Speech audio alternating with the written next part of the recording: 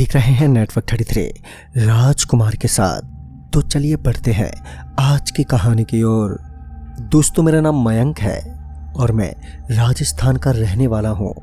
राजस्थान के एक बाहरी गांव में मेरे साथ एक ऐसी भयानक घटना घटी जिसके बाद मैंने किसी भी रेलवे स्टेशन पर जाना ही छोड़ दिया। उसके बाद रात में किसी भी स्टेशन पर जाना मेरे लिए मेरे बस की बात नहीं होती। साल 2014 की बात है, जब मैं अपने गांव से रवाना हो रहा था। उस दिन जाते वक्त मेरे घर वालों ने भी मुझे टोका कि रात में मत जाओ, लेकिन मैंने उन्हें बताया कि कल 11 बजे से मेरी एग्ज़ाम स्टार्ट हो जाएंगी। मैंने अपना सारा सामान उठाया और निकल पड़ा। रात के लगभग 10 बज रहे थे। चारों ओर अंधेरा पसरा हुआ था, मगर मैं इन सब बातों से अनजान स्टेशन पर पहुंचा तो मैंने देखा कि स्टेशन पर चारों ओर एक भी आदमी मौजूद नहीं था। मैं तो एक पल के लिए हैरान हो गया, क्योंकि इतने बड़े स्टेशन पर चारों ओर किसी भी आदमी का ना होना बड़ी अजीब सी बात थी। मगर बाद में मुझे लगा कि अभी रात में कोई सवारी नहीं होगी। यही सोचकर मैं स्टेशन के एक बेंच पर बैठ गया, लेकिन तभी अचानक से मेरे पीछे से एक आदमी दौड़ता हुआ मेरे पास आया। उसने मुझसे कहा, अरे भाई साहब, आप गलत स्टेशन पर आ गए हो, अभी ट्रेन नहीं आएगी। इतना सुनते ही मुझे तो बड़ा अफसोस हुआ, क्योंकि कल मेरे एग्ज़ाम जो थे। लेकिन मैं इतनी जल्दी उस आदमी की बातों को भी कैसे मान लेता। फिर उस आदमी ने बताया कि कुछ देर पहले ही तो यहाँ से लास्ट ट्रेन गुजर चुकी है। फिर मैंने भी यही सोचा कि शायद अब अंतिम ट्रेन गुजर चुकी होगी। तभी उस आदमी ने कहा, भाई साहब, वैसे आपको किस गांव जाना है? तो मैंने उस आदमी को बताया कि मुझे बसनी जाना है। वो आदमी बोला, अरे भाई साहब, आप चिंता मत कीजिए, मैं आपको छोड़ दूंगा। दरअसल मैं एक ऑटो ड्राइवर हूँ और रात में मैं भी अक्सर सफ़र करता ही रहता हूँ। उसकी ये बात सुनकर मुझे भी कहीं ना कहीं राहत की सांस मिली। फिर उस आदमी ने मुझे अपने पीछे पीछे आने का इशारा किया। मैं भी उसके पीछे पीछे चल पड़ा। उस अंधेरी रात में चारों तरफ कुछ भी दिखाई नहीं दे रहा था, लेकिन अचानक से मैंने देखा कि स्टेशन की एक लाइट के नीचे मुझे कोई खड़ा हुआ दिखा। ठीक से देखने पर पता चला कि वह कोई आदमी नहीं बल्कि एक औरत सी लग रही थी। और फिर मैंने उस ऑटो ड्राइवर को उस औरत के बारे में बताया। उस ऑटो ड्राइवर ने एक बार भी मेरी बात का जवाब देने के लिए वो पीछे नहीं पलटा, मगर मैंने भी इस पर ज़्यादा ध्यान नहीं दिया और मैं लगातार उसी तरफ देख रहा था। तभी मैंने देखा कि मेरे सामने चल रहा वह ऑटो ड्राइवर अब मेरे साथ नहीं था। मैं तो एकदम से हैरान रह गया। अचानक से उस ऑटो ड्राइवर का गायब हो जाना मुझे समझ ही नहीं आया। फिर मुझे पीछे से एक आवाज़ आई और जब मैं पीछे देखने लगा तो मैंने देखा कि वह आवाज़ उसी औरत के हंसने की थी।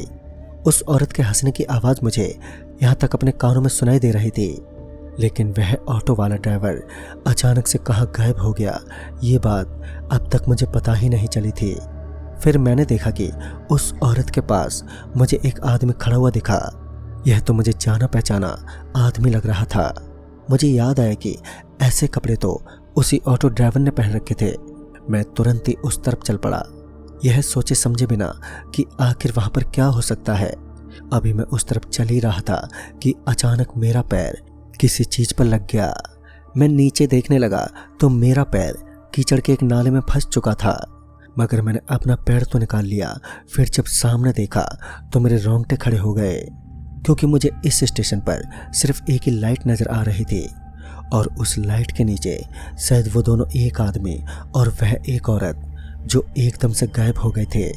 मैं तो एकदम से हैरान सा रह गया, लेकिन फिर मुझे पीछे से एक आवाज़ आई, अरे बाबू साहेब, आइए ना, देखिए हमें एक और सवारी मिल गई है। फिर जब मैं पीछे मुड़ा तो मैंने देखा कि एक औरत और वह ऑटो ड्राइवर दोनों मेरे पीछे खड़े थे। उन्होंने बताया कि इस औरत को भी उसी गांव में जाना है। उस औरत के चेहरे पर घूंघट गिरा हुआ था, तो मैं उसे देख नहीं पाया, लेकिन मुझे उसे देखना भी नहीं था। लेकिन एक बात जो बार बार मेरे दिमाग में घूम रही थी कि आखिर वो औरत कुछ ही पल में मेरे सामने कैसे आ गई।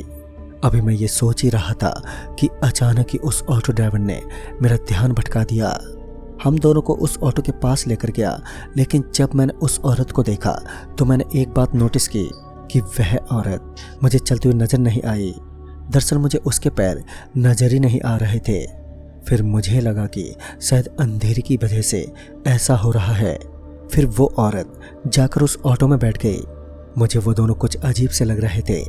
उस ऑटो ड्राइवर के साथ साथ वो औरत अजीब हरकतें कर रही थी।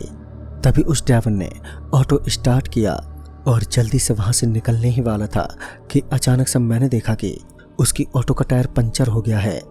मैंने ये बात उस ऑटो ड्राइवर से भी कही तो उसने मुझसे कहा, अरे मेरे ऑटो की तो ऐसी टायर है, उसका पंचर ही रहता है, क्योंकि हम कोई इंसान थोड़ी ना है। उसकी ये बात सुनकर मैं एक पल के लिए दंग सा रह गया कि आखिर वो ऑटो ड्राइवर कहना क्या चाहता है। फिर मैंने भी उसकी बातों पर ज़्यादा ध्यान नहीं दिया और ऑटो में बैठ गया। अभी मैं उस ऑटो में बैठा ही था कि अचानक से मैंने देखा कि सामने की तरफ से मुझे कुछ आता हुआ दिखाई दिया। वह कुछ काली काली चीज़ थी जो मुझे साफ साफ दिखाई तो नहीं दे रही थी, मगर वह बहुत ही जल्दी हमारे करीब आने लगी। फिर वो अचानक से हमारे पास आई। जब वह चीज़ हमारे ऑटो के पास आई तो मुझे भी अपने सर को अपने घुटनों में देना पड़ा। दरअसल वह एक चमगादड़ का बहुत ही बड़ा झुंड था, मगर हम लोग किसी भी तरह उससे बचने में कामयाब हो गए। मगर उस आदमी और उस औरत को कोई फर्क ही नहीं पड़ा, मानो उनका यह रोज रोज का काम हो। सबसे ज़्यादा आश्चर्य वाली बात तो ये थी कि वो औरत बिल्कुल एक बार भी हिली भी नहीं। सच में उस औरत की हिम्मत की दाद देनी पड़ेगी। मगर अब मेरा शैतानी दिमाग उछलने लगा था। फिर मैंने उस औरत से कहा, अरे मैडम जी, आप कहाँ के रहने वाले हैं? तो उसने मुझे कोई भी जवाब नहीं दिया। मगर जब मैंने एक बार बाहर की तरफ अपनी नज़रें दौड़ाई तो मैंने देखा कि अब हम लोग उस रेलवे स्टेशन से बहुत ही ज़्यादा दूर आ चुके थे। बाहर की तरफ मुझे जंगल और झाड़ियाँ ही दिखाई दे रही थी, मगर उस औरत ने पता नहीं क्यों मुझे धक्का मार दिया, जिस वजह से मैं बाल बाल नीचे गिरने से बचा। उसने मुझे सिर्फ हाथ ही लगाया था कि उसकी ताकत मुझे तो समझ में ही नहीं आई कि एक औरत में इतनी ताकत कैसे हो सकती है। फिर मुझे लगा कि शायद गलती से धक्का लग गया होगा। फिर वो औरत एक अजीब सी आवाज़ अपने मुंह से निकालने लगी थी। सच बताऊं तो उस वक्त मुझे पहली बार बहुत ज़्यादा डर लग रहा था। उसका घूंघट अपने आप ही उठने लगा। फिर जब मेरी नज़र उसके चेहरे पर पड़ी तो मानो मेरा पूरा शरीर ही एकदम से सुन्न सा पड़ गया, क्योंकि इस बार मैंने देखा कि उसका चेहरा किसी इंसान का नहीं था, बल्कि उसके चेहरे पर बहुत ही बड़े बड़े काले काले बाल थे। उसका चेहरा किसी जानवर के चेहरे की तरह लग रहा था। उसने मुझे धक्का मार दिया और मैं चलते हुए ऑटो से नीचे गिर पड़ा। और फिर वह ऑटो थोड़ा आगे जाने के बाद एकदम से रुक गई। वो औरत उस ऑटो से बाहर निकली तो मैंने देखा कि अब उसका शरीर मुझे साफ साफ दिखाई पड़ रहा था, जो कि एक बिजली की तरह बहुत तेज चमक रहा था। उसके पीछे पीछे वह आदमी भी उस ऑटो से बाहर निकला तो मैंने देखा कि उस आदमी का भी पूरा शरीर उसी औरत की तरह बन चुका था। वह आदमी जो मुझे मेरे गांव छोड़ने वाला था, अब वह ऑटो वाला बीच रास्ते में मुझे ख़त्म करने के इरादे से आया था। मैं इस बात को कहाँ समझ पाया। फिर भी वह आदमी और वो औरत दोनों मेरी तरफ बढ़ने लगे थे और मेरी आंखों के सामने अब एक बहुत ही तेज तेज रोशनी की झलक पड़ने लगी। उस तेज रोशनी की वजह से मेरी तो आंखें बंद होने लगी, मगर बाद में जब मेरी आंखें खुली तो मैंने देखा कि अब मैं एक ऐसी जगह पर पड़ा हुआ था जहां पर चारों तरफ मुझे सिर्फ और सिर्फ घोर अंधेरे के अलावा सन्नाटा ही नजर आ रहा था। और वहीं पर मुझे एक बहुत ही बुरी बदबू भी महसूस हो रही थी। फिर मैंने किसी आदमी को उसी बंद कमरे में घूमते हुए देखा। वह बार बार इधर से उधर चक्कर काट रहा था। और फिर जब मेरी नज़रें मेरे शरीर पर पड़ी तो मैंने देखा कि मेरा पूरा का पूरा शरीर अपने आप ही किन्हीं चीज़ों से बंधा हुआ था, क्योंकि मुझे मेरे शरीर के ऊपर कोई भी ऐसी चीज़ नज़र नहीं आई कि मेरा शरीर जिससे बंधा हुआ हो। फिर भी मुझे ऐसा लग रहा था कि किसी ने मेरा शरीर बांध लिया है। मैंने किसी भी तरह अपने आप को हिलाने की कोशिश की, लेकिन मैं बार बार हिल पाने में सक्षम नहीं था। मेरे अंदर इतनी ताकत नहीं बची थी कि मैं अपने आप को हिला सकूं। मुझे बस ऐसा लग रहा था मानो किसी ने मेरी ताकत को अपने अंदर डाल लिया हो। और फिर तभी मेरी नज़रें मेरे हाथों पर पड़ी। तब जाकर मुझे पता चला कि आखिर मुझे इतनी कमज़ोरी क्यों महसूस हो रही थी। दरअसल मैंने देखा कि मेरे हाथ से मेरा खून निकल गया था।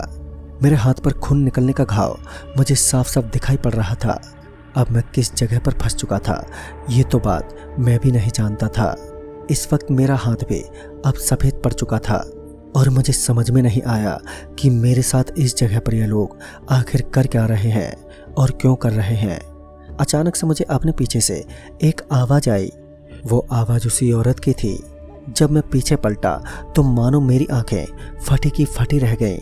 इस बार मैंने देखा कि अब उसका पूरा चेहरा बदल चुका था।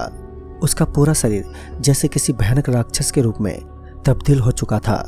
अब मुझे अपनी मौत साफ साफ दिखाई दे रही थी। इसका मतलब तो यही था कि यह औरत जिंदा इंसान का खून अपने अंदर ग्रहण कर लेती है और अपनी राक्षसी रूप को और भी खतरनाक बना लेती है। तभी मुझे बाहर की तरफ से किसी गाड़ी के चलने की आवाज़ सुनाई दी। यानी कि यहाँ से जस्ट बाहर की तरफ वही हाईवे पड़ता है जहाँ मैं नीचे गिरा था। पहले तो मैंने भगवान का नाम जपना शुरू किया और मैं किसी तरह वहाँ से उठने की कोशिश करने लगा। लेकिन जब मैं उठ रहा था तो वह औरत मुझे अपनी उन दोनों तिरछी आंखों से लगातार देख रही थी, मानो वह मुझे वहीं पर समाप्त करने वाली है। मगर मैं इतनी जल्दी कहाँ रुकने वाला था। जब इंसान को अपनी मौत अपने सामने नजर आती है तो वह किसी भी काम को अंजाम देने के लिए बिल्कुल तैयार रहता है और ऐसा ही मेरे साथ भी हुआ। मैं किसी तरह वहाँ से उठा और फिर वहाँ से निकलने का दरवाज़ा देखने लगा। लेकिन तभी मैंने देखा कि वहाँ का दरवाज़ा तो ऊपर की तरफ था। फिर मैंने पाया कि वहाँ पर चढ़ने के लिए सीढ़ियाँ लगी हुई थी। मैं किसी तरह का भगवान का नाम लेते हुए उन सीढ़ियों पर चढ़ने लगा और मैं उस दरवाजे के पास पहुँच ही गया। हैवानियत की ताकत कहाँ पीछे रहने वाली थी।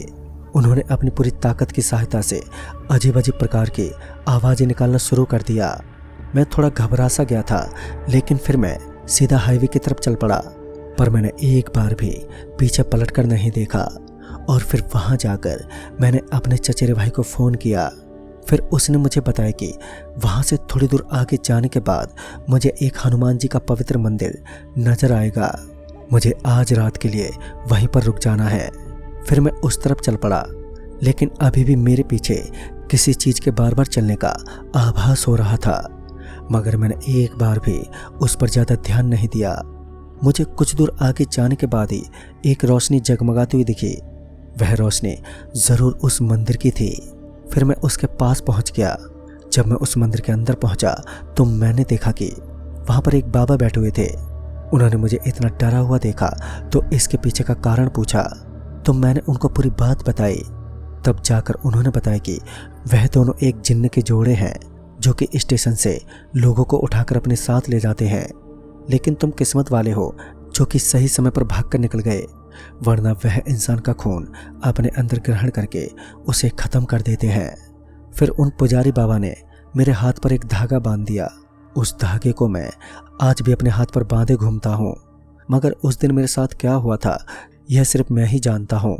सच बताऊँ तो उसके बाद मैंने कभी भी रात में स्टेशन पर जाना ठीक नहीं समझा और आज तक मैं किसी भी ट्रेन में रात की यात्रा तय नहीं करता। तो दोस्तों इस कहानी में बस इतना ही। तो मैं आपका दोस्त राजकुमार जल्द ही मिलूंगा। तब तक के लिए बाय एंड टेक केयर।